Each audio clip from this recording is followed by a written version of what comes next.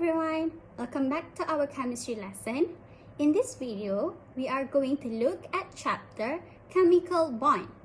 In this chapter, we are going to learn the types of chemical bond and the physical properties of ionic compounds and covalent compounds. There are 4 types of chemical bond in chemistry that you need to know, which is ionic bond, covalent bond, hydrogen bond, and metallic bond. Let's take a look at ionic bond first. Ionic bond is a bond that formed by the transfer of electrons between a metal ion and a non-metal ion. For example, the formation of ionic bond in sodium chloride. A sodium atom with an electron arrangement of 2.8.1 need to achieve stable octet electron arrangement of 2.8 by release one valence electron to the chlorine atom to form sodium ion, which is Na+.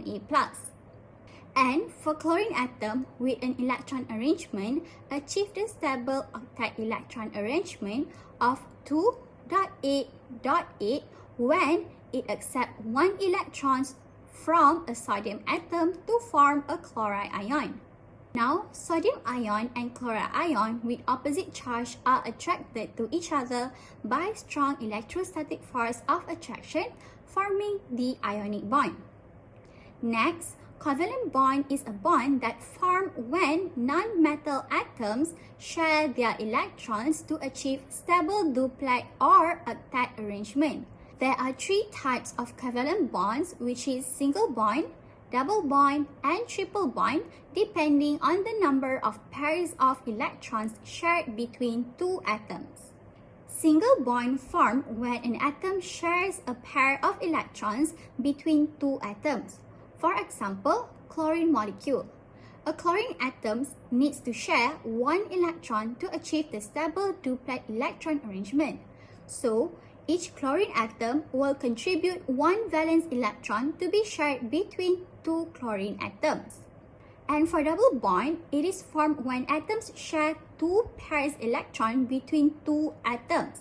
For example, oxygen atom with an electron arrangement of 2.6 needs to share 2 electrons to achieve stable octet electron arrangement of 2.8. So, each oxygen atom will contribute 2 valence electrons to be shared between 2 oxygen atoms. While for triple bond, it is a bond formed when an atom shares 3 pairs of electrons between 2 atoms.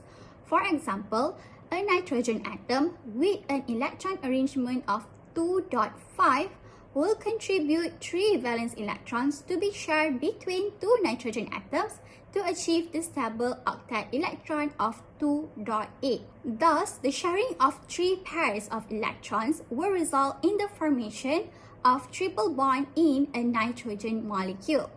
Now, let's take a look at hydrogen bond. Hydrogen bond are attraction forces between 2 hydrogen atoms that has bonded with an atom of high electronegativity such as nitrogen, oxygen, and fluorine. For example, water molecule H2O can form hydrogen bonds among water molecules. As you can see in the diagram here, the red line indicates a hydrogen bond as there is an attraction between hydrogen and oxygen as oxygen atom has a high electronegativity. Strong hydrogen bonds are difficult to break and it requires more heat energy to overcome the weak van der Waals force of attraction besides breaking the hydrogen bond itself. Now for the last type of chemical bond, which is metallic bond, exists when the electrostatic attractive forces between the delocalized electrons gather in an electron cloud. As you can see in the diagram here, metal atoms are arranged closely packed and orderly in solid state. Valence electrons of metal atoms can be donated easily and delocalized, although in the solid state. Metal ions that are positively charged are formed when the valence electrons are delocalized. And all delocalized valence electrons can move freely between the metal structure and form a sea of electrons.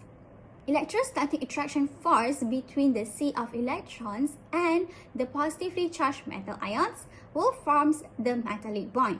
Moving on to the physical properties of ionic compound and covalent compound. Ionic compounds have a very high melting and boiling point.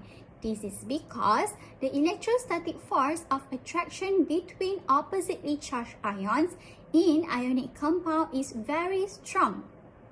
So, a lot of heat energy is required to overcome the strong electrostatic forces between the ions. And for melting and boiling points of covalent compounds are low. This is because the van der Waals force of attraction between the molecules are very weak. Thus, small amount of heat energy is required to overcome the van der Waals forces of attraction.